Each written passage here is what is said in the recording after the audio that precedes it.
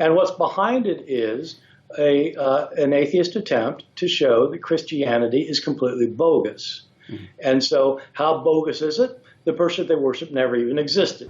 What?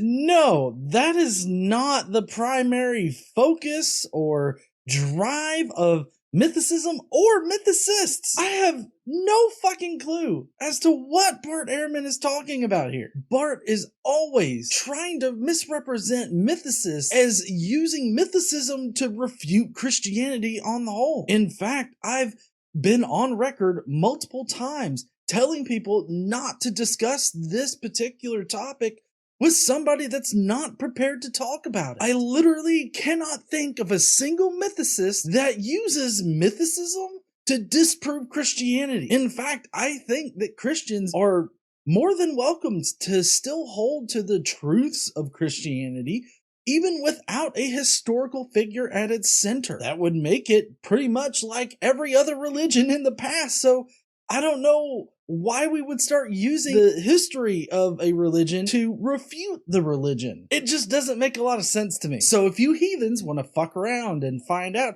how bad Dr. Bart Ehrman is on the topic of mythicism today, then please stay tuned.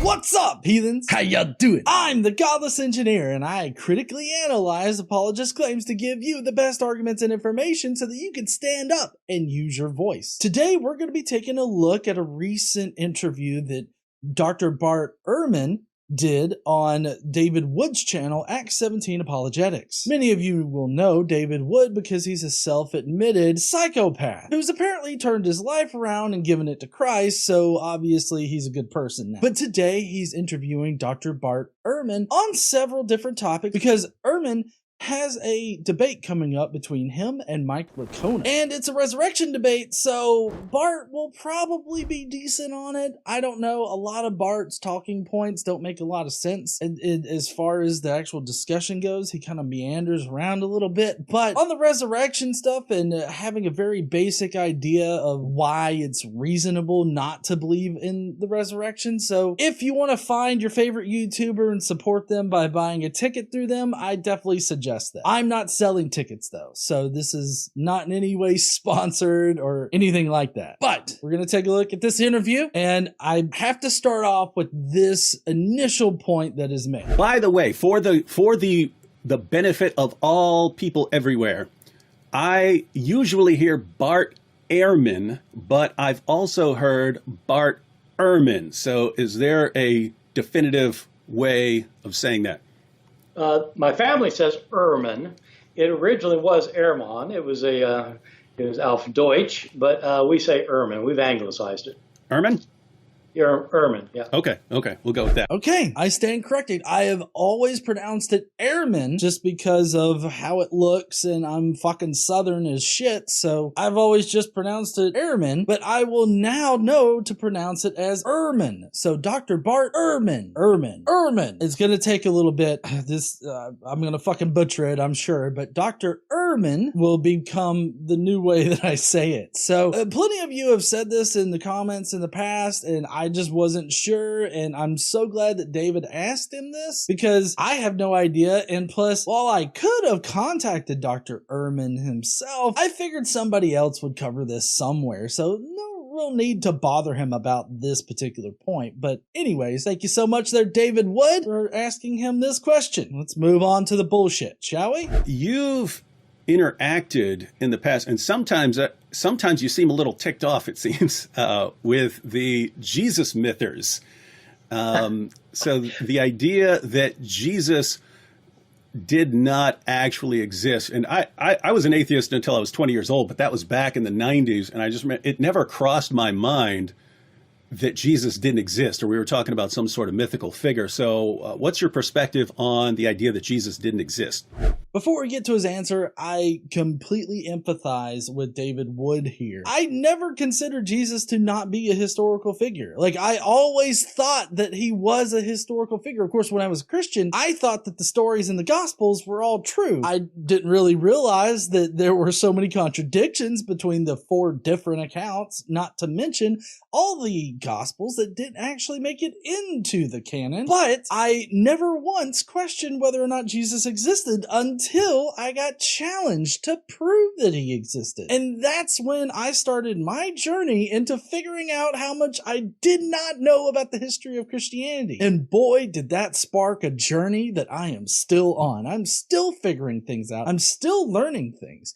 Even when I think I've learned something, I'll end up forgetting it and have to relearn it again, just through repetition. So it's interesting. The entire topic is interesting. I love the topic, and I'm glad that my channel has somewhat become, I guess, known for being a mythicist channel, or for promoting mythicism, at least the academically supported version of mythicism. There are crank versions of mythicism out there, don't get me wrong, but the academically supported mythicist hypothesis is very strong in my opinion. So anyways, I empathize with David here. I never thought that Jesus might not exist, but then again, at the same time, when I assumed that Jesus existed, while I was a Christian, I also never questioned whether or not God existed. So it seems like, questioning the existence or the historicity of things in Christianity or any other religion is kind of a bad thing when you start looking into it. Well, I know. I mean, I've got to figure out a better way to respond to this, because I really do get ticked off. my knee starts jerking all over the place. I didn't touch on this a second ago, but I'm glad that he led off with this, because I don't understand the irrational hate that people like Dr. Bart Ehrman have for this particular topic. Oh, well, hold on. I might know the hate for this, because you bring this up and then he has to talk about the historicity of Jesus. And so he ends up having to say some pretty ridiculous stuff. He has to end up making shit up in order to support the idea that Jesus existed. And so I can understand why he might get mad at this, because it kind of puts him in a weird position. The position of talking about this figure that has little to no evidence in history. And so you have to sort of jigsaw together some kind of case for a historical Jesus. And I think that I would be pretty mad about that too. If my entire livelihood depended upon me walking such a fine line, if I stray from that line at all, my livelihood is gone and I can't work it. And there's multiple instances of this actually happening in academia. This particular section of academia, there's plenty of instances where that has actually happened. So this isn't just some weird hypothetical that I'm throwing out there. People have lost their livelihoods because they have strayed too far from this fine line. So I can understand why Dr. Bart Ehrman would be mad about being asked this question, or asked about mythicism itself. It's a question of it's a question what history is. What can you establish as historical fact, and what counts as historical evidence? And the mythicists who want to deny that Jesus exists, they might as well deny anything, and they will deny anything. And once you start going down that road, does evidence matter or not? I mean, yeah, I agree. Does evidence matter or not? And first of all, I think that you should question everything in history. You should know the reasons why we consider Alexander the Great to be a historical person that did certain things. You should know the evidence behind that. You should know that we have firsthand accounts of Alexander the Great. You should know that we have testimonies from his generals. We have testimonies from the enemies of Alexander the Great. We have so much evidence for Alexander the Great and other real historical figures that you should know what that evidence is and why it proves it. And you really just have to know basic historiography and how it's done. Because, for instance, not just any source in history mentioning somebody proves that somebody existed. You have to ask certain questions, like, is that source an independent source? Is that source contemporary? Is that source based on another person's material that was writing about another person? Is this person referenced elsewhere in history? There's a lot of questions you have to look at when you're going through source criticism, and I know that Bart Ehrman knows this. He's been over it several times, like in the Holy Kool-Aid video, one of the Holy Kool-Aid videos where he's interviewing Dr. Bart Ehrman, he talks about how, the process you go through during source criticism. So it's not that he's, totally ignorant of source criticism or basic historiography. Bart Ehrman, that is, just seems to ignore basic historiography when it comes to this question. And I think the reason why is that you have to ignore basic historiography in order to make a case that Jesus existed. And I feel like in this video, you might see what I'm talking about. But back to his last point, yes, evidence does matter. It definitely matters to mythicists. And it's the evidence that we have that matters. What does the actual evidence say? And the actual evidence doesn't really support a historical existence for Jesus. It definitely supports the celestial version of Jesus, but beyond that, I don't think that there's really evidential support for it. I don't understand. Maybe you heathens out there can explain it to me, but how exactly am I or any other mythicist just disregarding evidence or muddying the waters of what evidence is or what it takes to prove something as historical by using the historical evidence that we have at hand and critically looking at it and critically analyzing that information? Like, we're not making shit up here. We don't ever make shit up. All of our shit is sourced in evidence. Or can you just make stuff up and convince people? Well, yes, you can and do.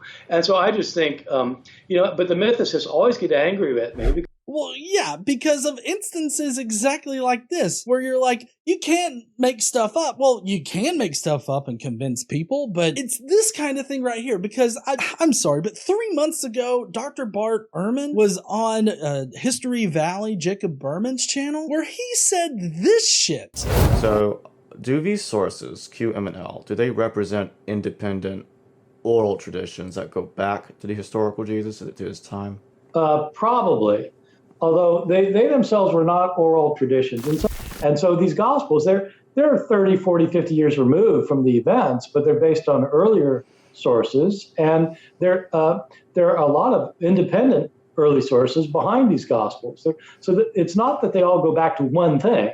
There are lots of sources that are behind the multiple sources we already have. And you also have multiply attested in these independent sources, Jesus predicting that when God destroys the forces of evil, it's going to include a destruction of the temple. Now, what you just heard was Bart Ehrman saying that there's multiple independent sources for Jesus that are behind the Gospels. That's what he's talking about. And there's no way to know this. There's just simply not. There's no way to know if whatever source the Gospels actually used was independent of anything that came before it. The only pseudo-independent source for Jesus is Paul's writing. And I say pseudo-independent because Paul never references anybody as being a disciple or actually knowing Jesus while he walked on earth, but we do get references to Christians that came before him. Obviously, Peter and James the Pillar. Those are two apostles that came before him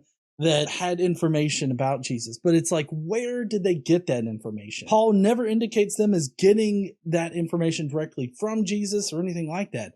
The only place that Paul indicates that anybody gets any information about Jesus is from the scriptures and from visions directly of Jesus. Literally, Bart Ehrman is inventing imaginary sources, the M and L and Q documents, as being independent testimony about Jesus. He's literally inventing that right here. So I'm sorry, Dr. Bart Ehrman. What the fuck? You can't just sit there and claim that mythicists are making up evidence, are fabricating evidence, when you yourself are using imaginary sources, made up sources that we cannot verify are independent, and you're labeling them as independent? I don't think that you know what independent means. You keep using that word, but I don't think it means what you think it means. It's very hard for me to really understand how he can do such a quick turnaround on claiming that mythicists make up information and then directly contradict himself in other places that he's taught. Dr. Bart Ehrman has no leg to stand on when it comes to fabricating evidence. There's another part in this particular interview with David Wood that he makes up more information And we'll get to that here in a minute. I'm just incredibly baffled by this. And it reminds me of how Christians are normally trying to turn the tables on atheists, like with shifting the burden of proof or trying to suggest that we're being irrational just because we're not convinced by the magical wizard in the sky. It reminds me so much of that. Because I point out that there's nobody, there's no university or college professor in the country who's an expert in this, and there are hundreds and hundreds and thousands of, and they're not just all fundamentalist Christians. I mean, they're people like me, and who just... Okay, so this is a very specific claim here. There are hundreds, thousands of experts in New Testament scholarship and history that are just like Bart Ehrman, who are not Christian, who are agnostic or atheist, who don't believe in the magical shit, but do believe in the historical Jesus. I agree that most New Testament scholars believe that Jesus existed historically. I get that. Most New Testament scholars are also Christian.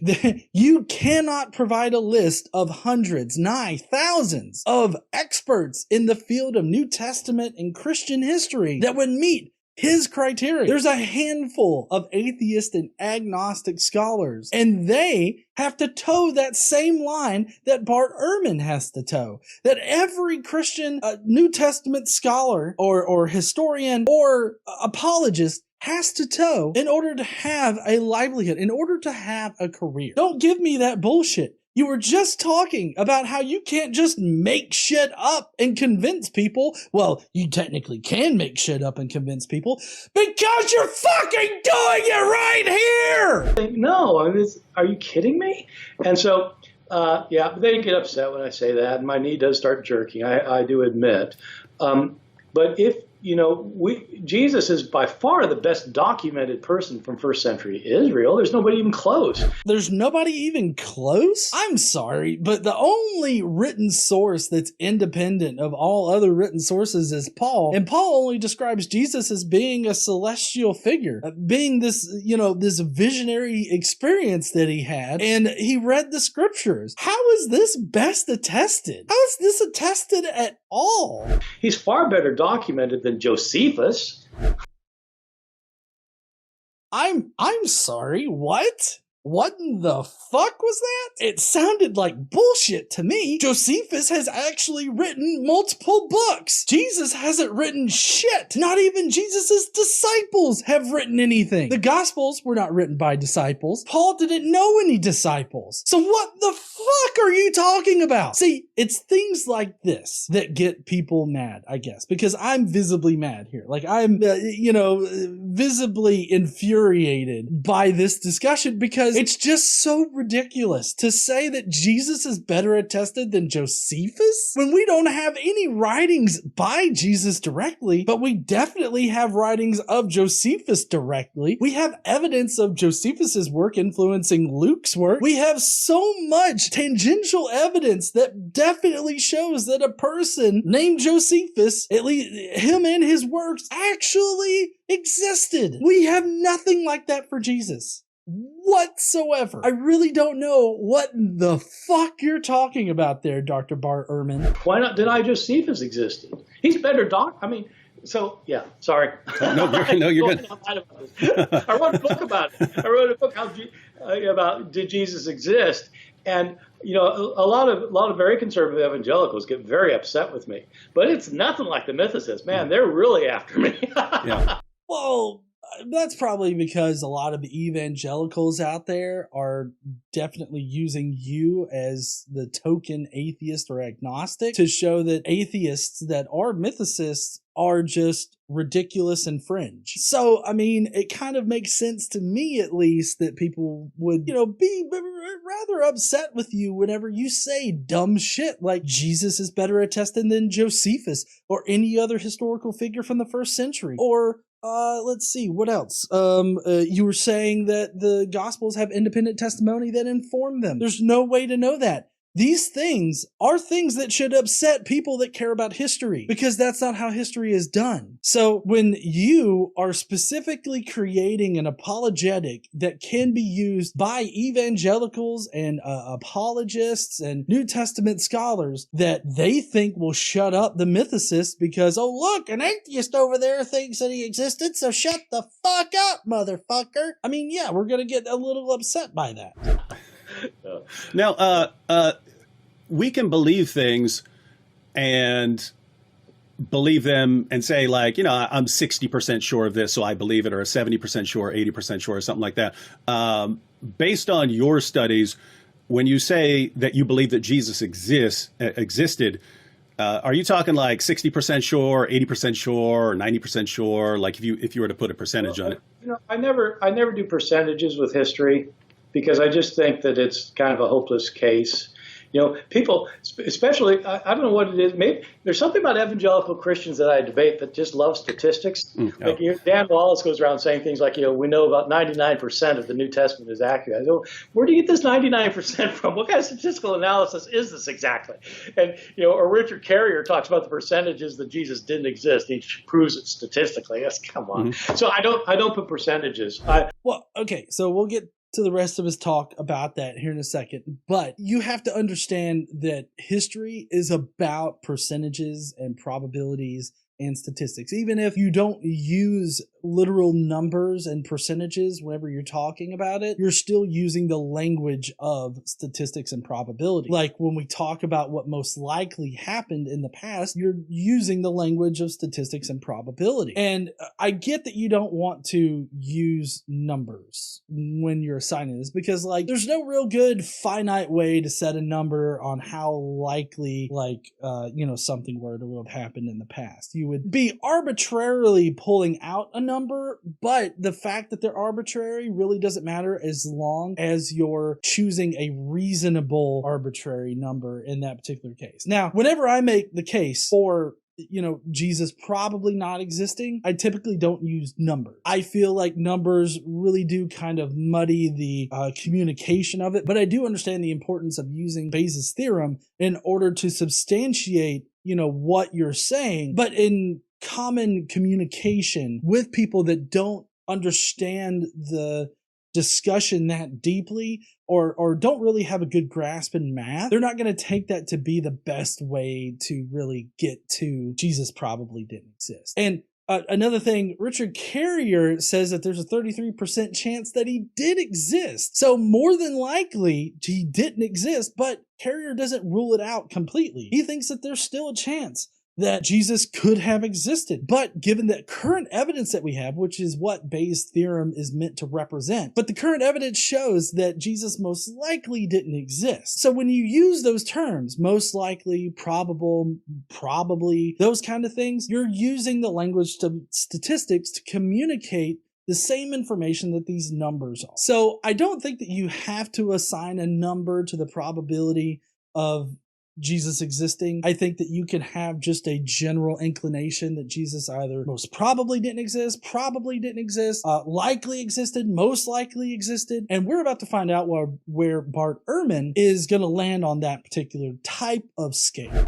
I do think things are virtually certain, things are highly probable, things are probable, I do it kind of like, and for me it's between virtually certain and certain that Jesus existed. So what Bart Ehrman just said right there, if you were to translate this to like statistics and probabilities, he would probably be on the end of 95% to 100% sure. That's how you would translate that to mathematics. I don't think that Bart Ehrman would disagree with this, other than he might disagree with the range being so wide. For me, virtually certain to certain is like 95% to 100%.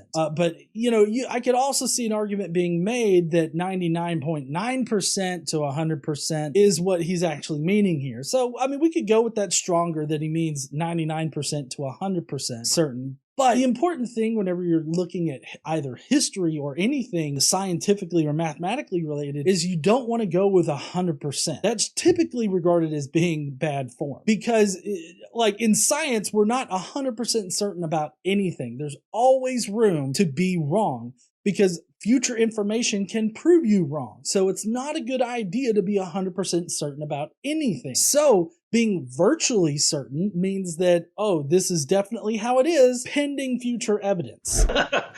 What he said and did is problematic, but it's. What do you? I mean, it's not as probable Jesus existed as Donald Trump existed. I mean, it's not that probable, but I mean, how much evidence do you need for somebody in the past existing? So. That's a really good question, Dr. Bart Ehrman. I would say one solid eyewitness, independent account of Jesus existing would definitely be more than enough. I would be perfectly fine if we had that. We don't, but, it would be great if we had that. Maybe sometime in the future, we can find an eyewitness account of Jesus that we can verify is an actual eyewitness account of Jesus. Walking and talking on earth and having a ministry, but as it stands right now, all we have is Paul. Paul doesn't communicate anything as being historical. He doesn't communicate anybody as being a disciple. He doesn't communicate Jesus's ministry that existed on earth. He doesn't communicate anything that Jesus did while on earth. All he does is talk about how Jesus appeared to him in visions, and he probably smoked something and read the scriptures. And he reinterpreted certain scriptures as being messianic when they weren't meant to be messianic. We definitely know that the Gospels did that because where else would they get the virgin birth thing? Where they actually got it was all the surrounding religions in that area had virgin birthed gods. And so they're like, oh, well, look, in our scriptures, we have a call for him to be born of a virgin. So, Jesus was probably born of virtually certain. We are virtually certain to 100% certain that Jesus was born of a virgin. Yep, because it says it right here in the scriptures. Okay, shut up, motherfucker. Quit laughing. But anyways, to address the range that Bart was talking about, so he said that Jesus is not as likely to have existed as Donald Trump is likely to exist. So Donald Trump, I would say, is as near to 100% certain as you could be that he exists. Now, of course, I haven't met Donald Trump or anything like that. But for all intents and purposes, he's basically 100% sure that he existed. So there's no way that virtually certain could mean 100% or as close to 100% as 99%. So I think that a better range is 95% to 99% or maybe 98% or something like that. That's what he means by virtually certain. You see, he's not being very specific here about what virtually certain is, but we can be sure that it's not as certain as literally having somebody on a television. So what do you think is fueling this recent rise over the past, I guess, 15 to 20 years? Because again, it never occurred to me back in the 90s, but now all of a sudden I hear it. It's been around for a long time. This was first became an issue during the French Revolution in the so I mean, we're talking about 18th century. So it's not that this has been invented. There have always been people who, and what's behind it is an atheist attempt to show that Christianity is completely bogus. And so how bogus is it? The person they worship never even existed. Obviously, this is not what's fueling it, okay? So to more accurately describe what's fueling this mythicism wave, I guess, or this interest in mythicism is the fact that the evidence doesn't support the conclusions that people like Dr. Bart Ehrman come to. And people are starting to point that out. I know I have been for a while. I feel like there are more and more people that are starting to address this question. I see it pop up more often in searches for mythicism or the question whether or not Jesus did exist. That's been gearing up for a while now. Admittedly, what fueled the whole did Jesus even exist thing in the past was crank mythicism. That would be like the Archaea S. That would be like the Roman Jesus idea. Like all of those things are definitely crank mythicism. Zeitgeist, oh fuck, I hate that movie as far as like when it talks about Christianity and shit. That's what kind of fueled it. What I have experienced with people and when I've asked people like, what convinced you of this position, it's never I need to refute Christianity or I want to refute Christianity. It's I want to know the truth. I want to know what evidence supports the claim that Jesus existed. I want to know these things. People that are interested in history, like, we know why we consider Alexander the Great to be a real person, or Julius Caesar, or, anybody else from the past. We know why we consider those people to be historical figures. It's due to direct eyewitness, contemporary evidence, and testimonies that these people existed.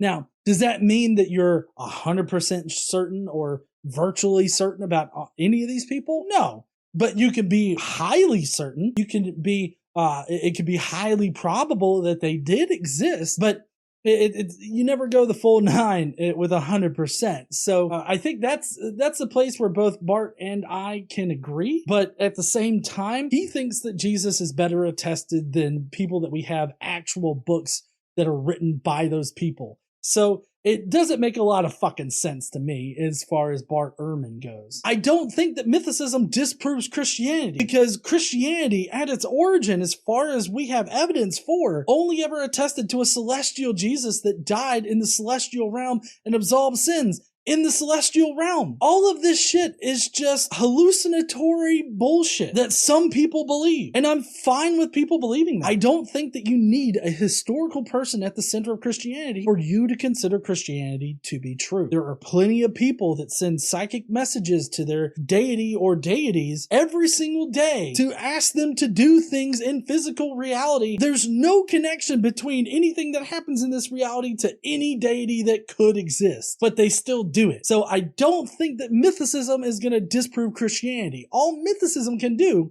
is shed light on history, and that's it. So the thing is, I sympathize with the atheist cause in some ways. I mean, because I'm an agnostic or an atheist too, but I think these people are just shooting themselves in the foot, because if you want to challenge Christianity, you shouldn't do it with an argument that other people laugh at.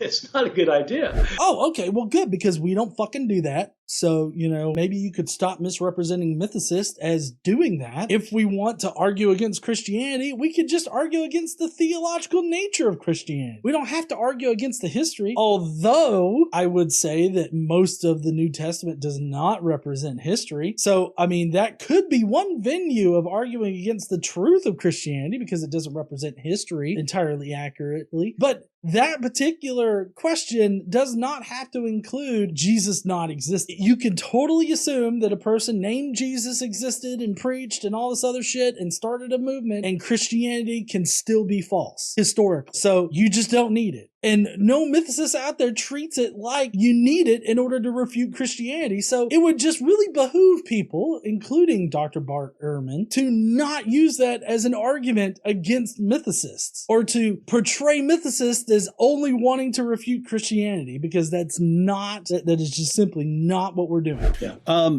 So a sort of related question. It's also very popular, mainly online. I don't hear scholars talking about it, but there's the claim that beliefs about Jesus arose from various Egyptian pagan myths and so on. So they look at the pagan parallels and they'll say belief in the resurrection arose from something with Osiris or something like that. What's your perspective on those parallels? Is that where belief arose?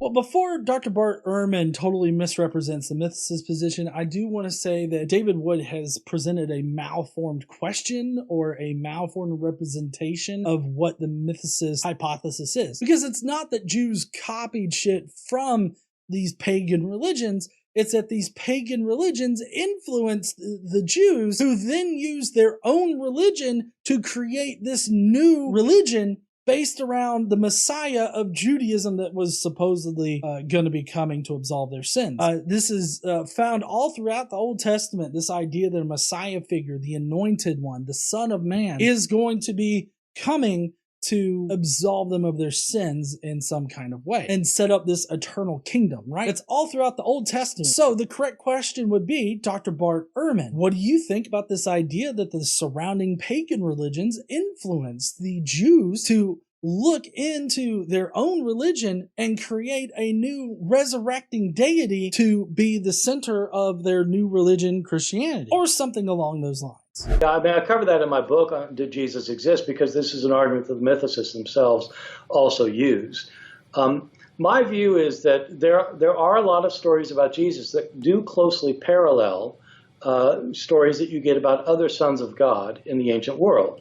Yes, because we're not saying that it's a direct copy. And no, mythicists aren't using this argument of just verbatim copying. Our hypothesis is that the Jews syncretized these surrounding religions with their own religion to create a new religion. And that's not really a crazy idea because it's done multiple times in the ancient world. Bart Ehrman right here even suggests that the surrounding religions definitely influenced the Jews. It's kind of weird to present a straw man about mythicists and then agree with the actual argument that mythicists make. That's just so fucking mind-blowing to me. That were in circulation before Christianity.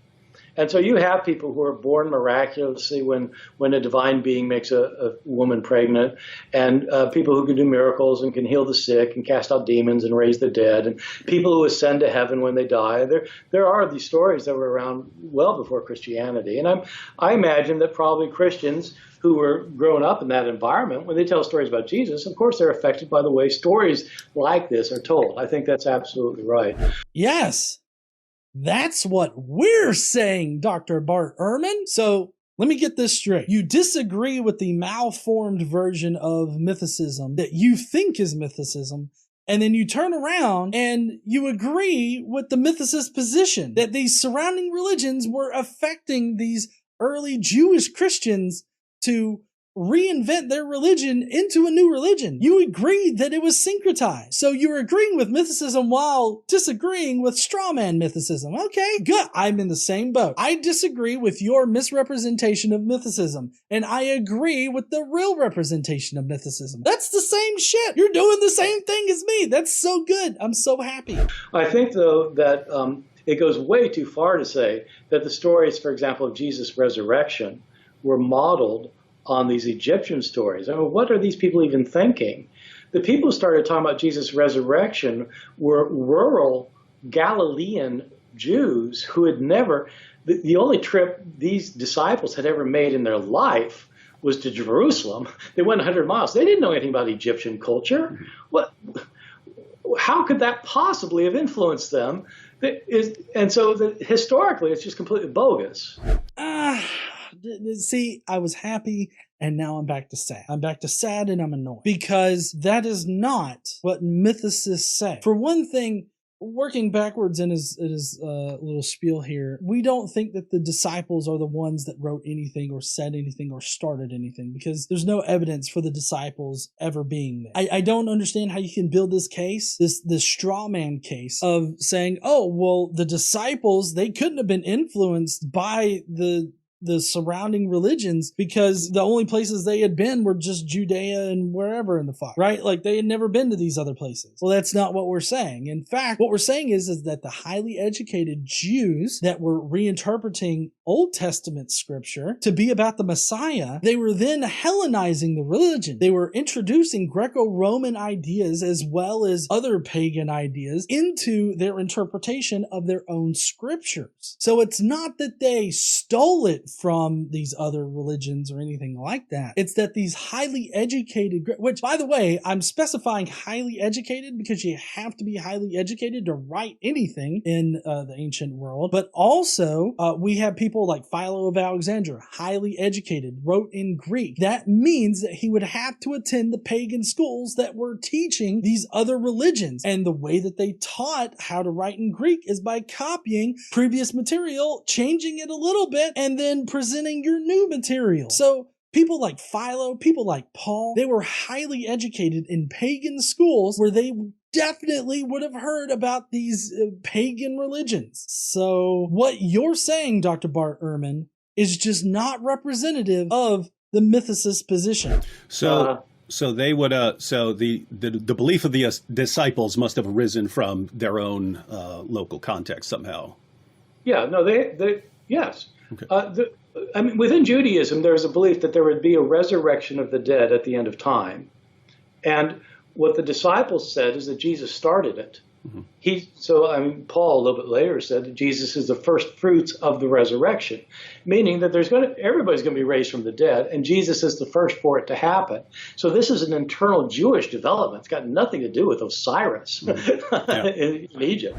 But I mean, it definitely does, because the Isis and Osiris cult, they are a mystery religion, which is what Christianity is modeled off of. And this is very apparent in the Mark's gospel, because Mark has Jesus, using parables in order to educate people. But he tells the disciples that these forward-facing parables are going to have one meaning, but to you who knows the true meaning of these parables, you will be shown, the truth. That's classic mystery cult stuff. And in fact, most historians agree that Christianity started out as a mystery cult. So it's totally bogus to say that these pagan religions or these cults that were existing at the time did not influence the Jews at that time. You even agreed that they influenced the Jews at that time. What Bart Ehrman is just not even considering is the fact that people like Philo of Alexandria and Paul were highly educated. And the people that originally started the Jewish Christian religion were most likely highly educated to be able to both read and write in Greek. So it's no wonder that the Jews that were attending these pagan schools would be influenced by the pagan religions that were being used to teach them how to read and write in Greek. Bart Ehrman kind of started this entire interview off by saying that mythicists are the ones that make up evidence, that we generate false information in order to support our ideas. But during this particular part of David Wood's interview, I've only seen Bart Ehrman make shit up in order to support his position. He not only makes up information about current New Testament scholarship, like how many agnostic and atheist experts there are in this particular field, but he also makes up historical information in the form of the M and the L and the Q sources.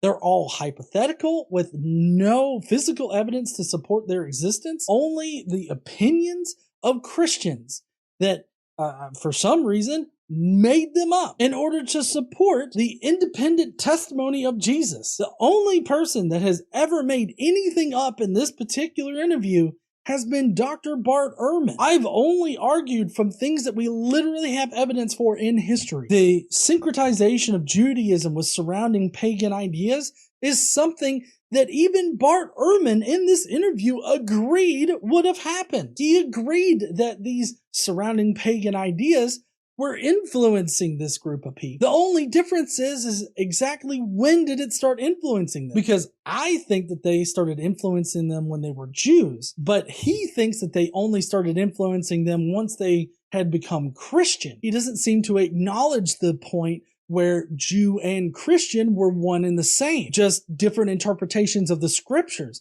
which we have evidence of. That's going to be it for this video today. Let me know what you thought about Dr. Bart Ehrman in this interview. It seems like every single interview that he does surrounding this particular question that people constantly ask him, he always does very horribly. He always misrepresents mythicism. And I don't understand why he can't just take a few minutes out of his time and actually read the mythicist argument. Actually read what evidence that we have provided. There are currently 2 books out there that you could read to educate yourself with. You got Raphael Taster's Questioning the Historicity of Jesus, and you have Richard Carey's book, which I know you know exists, but for some reason you won't read it, or you simply just skim through it and then make up whatever you think was in it. I don't understand why Dr. Bart Ehrman would do that. Anyways, let me know what you guys thought about this interview between him and David Wood down below. While you're down there, why don't you smash that like button and subscribe if you like this kind of mythicist content. And don't forget to stand up, use your voice. Bye, heathens.